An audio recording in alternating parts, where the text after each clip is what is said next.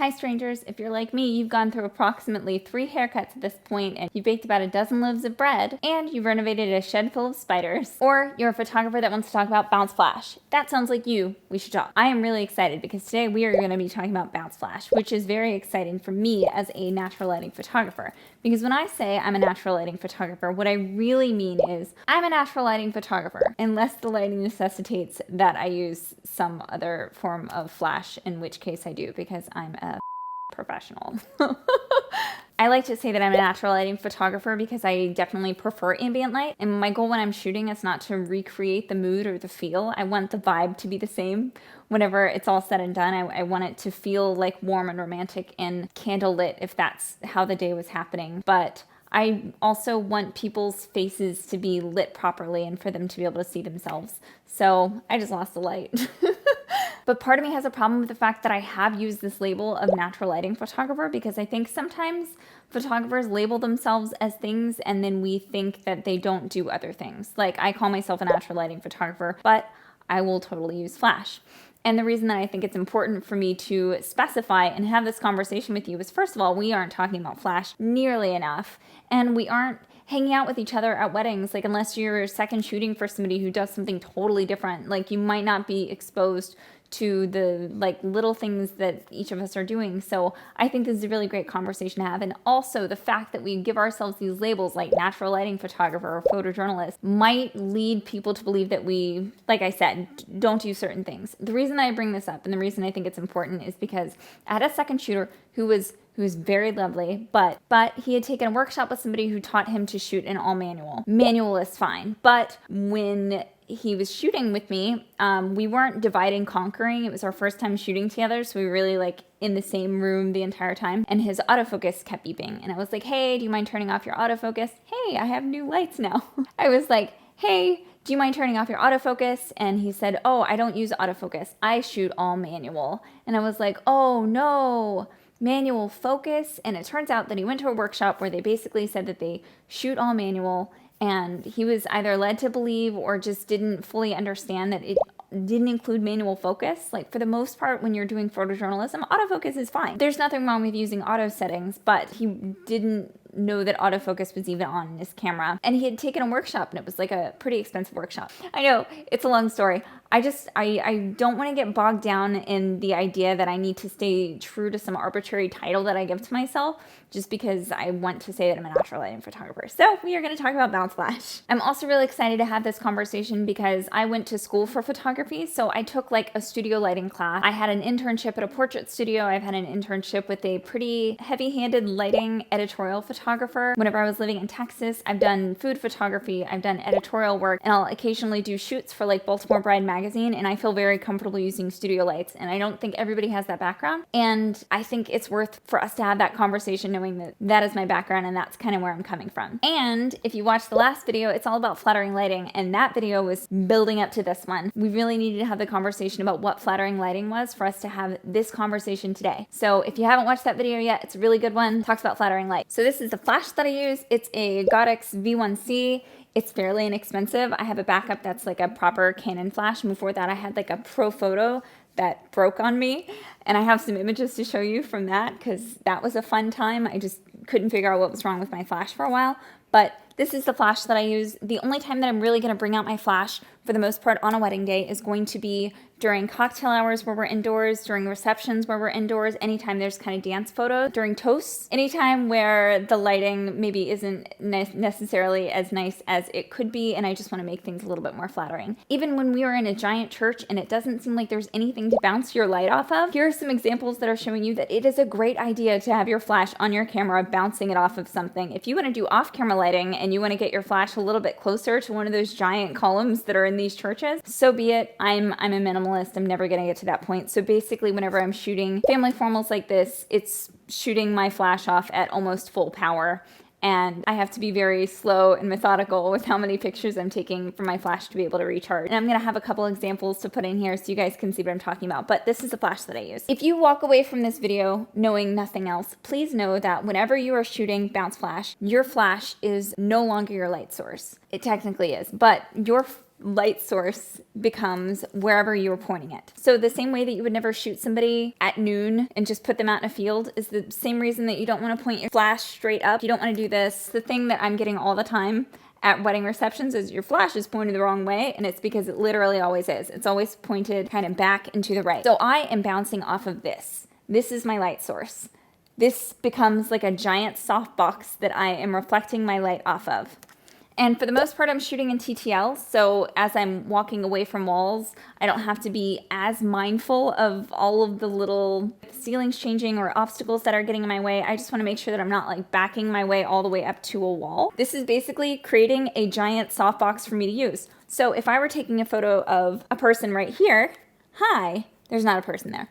I would want my flash to be pointed this way because I want them to be lit this way. I always want the light to try to hit my subjects in the center of their forehead. So as people are talking and conversing and looking over this way, I want to make sure that my flash is pointed in the opposite direction so that my big soft light source is hitting them in the middle of the forehead. And by not pointing it straight backwards, you're getting an added layer of dimensionality to your flash. So basically the entire time people are having a conversation, I'm looking at this person, so my flash is pointed this way, and this person starts talking, and so I'm going to circle my flash around and I'm going to shoot them this way because they're facing this way. You want to make sure that you are bouncing off of something that is hitting them in the forehead. I really want to grill that in because I think it's super important. So now that we know where we are pointing our flashes, it's time for us to set up what the settings are going to be. I am almost always going to be shooting in TTL. I'm fine with it. I started doing it like 2 years ago and it works out just fine.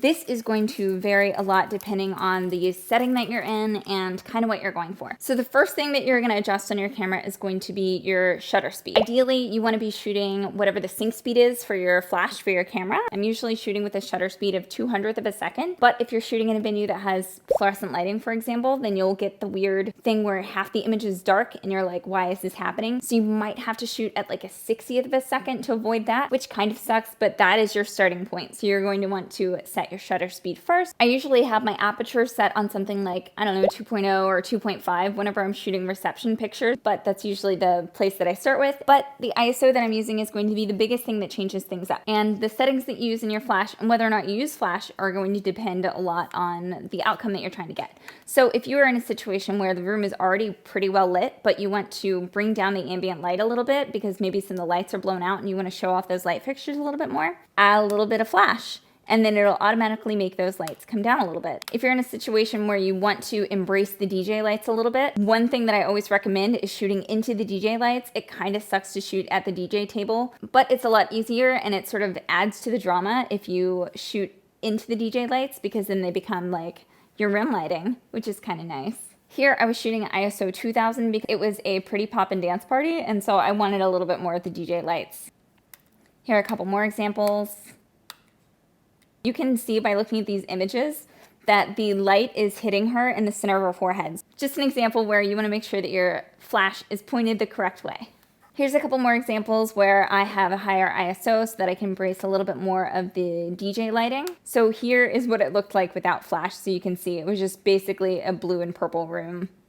For me, it's always usually a toss-up between whether or not I'm going to use flash during toasts. It really depends on whether or not there's a video light. So if there's a videographer, then I might just depend on that a little bit. But I just want to show you the difference between using flash and not using flash during toasts. So here's an image that was taken at ISO 10,000, where I was not using flash. And this was taken at ISO 1600 where I was using flash. And again, you can tell that the flash was pointed to flatter the bride and not the mother. So the flash was pointed to the left because she was looking to the left and I wanted to make sure that I had light going where her face was. As much as I want to embrace the lighting and embrace the mood, sometimes the lighting is just not that good. And so my goal as a photographer then becomes to cancel out the bad lighting. So here's an example where the lighting was kind of directly overhead. I wanted to give you an idea of what the space looked like. And I want to show you what the lighting looked like. So it was not super flattering. You can see that they're being illuminated on their noses and like over top of their heads. I was shooting at ISO 6400 here. So I was getting a lot of what the ambient lighting in the room looked like. Because it was really well lit, in order for my flash to cancel out the lighting in the room, I had to drop it down to ISO 200. And you can see we're in the exact same lighting situation, but the lighting on them is so much more flattering now. At this particular wedding, I was also shooting with a second shooter who is a patron. Hi, Abby. And she was using a modifier, and I tend to not use modifiers, but we just had a different way of approaching how to cancel out the lighting. We were both like, oh, this lighting's really tricky. So she was shooting with her flash pointed straight up with a modifier on, and so here are examples of what that looked like in the same lighting situation at ISO 320. Here's another example where I was not using flash, and then I put on a flash. And the idea that my flash needs to be pointed in the correct direction is something that I take from cocktail hour when people are just talking to toast to the dance floor. So the entire time that I'm shooting on the dance floor, I'm constantly moving my flash back and forth, trying to make sure that my flash is pointed in the direction of their faces. And since I'm at home and it's not a true venue, I really wanted to share this example. And this is just showing you the difference between what a higher ISO with TTL looks like with a lower ISO with TTL looks like. Having more ambient light sounds like it's going to be brighter, but that isn't always necessarily the case. Sometimes by dropping the lights down below, you can make the images look a lot cleaner. And also, I think you'll save yourself a little bit of time whenever you're editing these images. So what I'm looking for whenever I'm setting up to take reception photos, again, has to do with what I'm trying to do. So if I'm trying to cancel out the lighting, then I am going to turn my flash off because I always meter in live view. I don't look at meters. I just look and see if it looks right. And if my goal is to cancel out the bad lighting, say there's bad lighting happening in a space, then I'm going to want to look and make sure that everything is fairly dark in the background. I want to make sure that I'm not bringing in a ton of the ambient lighting. If what I'm trying to do is add to the ambient lighting, then I'm going to want it to be a little bit brighter, but still not bright enough that it looks like an image that I would want to deliver. I still want it to be about 2 stops darker than that. So I'm getting a little bit of ambient lighting, but for the most part, this is my main light source. So the only time that I want to shoot with a really high ISO whenever I'm shooting with flash is when I want to get a good amount of the ambient light in, if I'm trying to embrace DJ lighting, or if it's really, really dark and it's harder to get that ambient lighting in, or in one situation where my Pro Photo flash was just failing. You can see that my hit rate just wasn't good with the flash. It just kept not taking pictures that it was supposed to. So the flash was broken and I didn't realize it, and I hadn't brought AA's because the Pro Photo flash takes proprietary batteries and it was a whole thing. This wedding, I just ended up shooting at really high ISOs, so I wasn't getting the look that I wanted from my flash necessarily, but whenever the flash didn't go off, I was still able to get deliverable images. One more time that I might use bounce flash, maybe might use bounce flash, is outdoors. So sometimes I will wander outside and people will be talking amongst the trees at different venues, and I will absolutely put on my flash and bounce off of trees, bounce off of leaves. You just have to color correct for it a little bit, but I will totally bounce off of buildings and I'll bounce off of trees.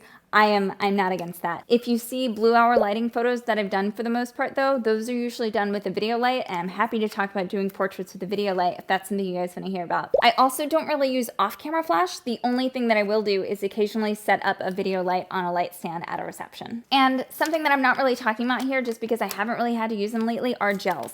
Occasionally, I do get in a situation where I'm dealing with fluorescent lighting or candle lighting. Candle lighting is so warm and I don't want to take away from that by making the room look orange because my flash is so blue, and that is one time where I will occasionally break out my gels. So, to review, key points. Your flash is not your light source. Your wall is the light source. The guy's face that you just blinded is your light source. Anything behind you and to the sides is your light source. This wall is my big soft box. TTL is totally fine. You can still be a professional and shoot in TTL. You want to make sure that your shutter speed is set to the highest possible sync speed. For me, I'm usually shooting at the shutter speed of about 200, unless I'm shooting in fluorescent lighting, in which case I'm shooting around a 60th of a second. Stand facing the DJ lights when possible, unless you have a really cool idea that you want to try. There's no reason to shoot with your flash pointing straight up or even slightly like this. You don't have to do that ever. And the look of your flash is mostly dependent on your ISO. So if you're not getting the look that you want when you're shooting in TTL, play with your ISO. That's the thing that's going to make the biggest difference. I know we covered a lot, but I really hope that was helpful. I really hope you like the examples. Let me know if you have any questions, and I hope you have a good day. Bye.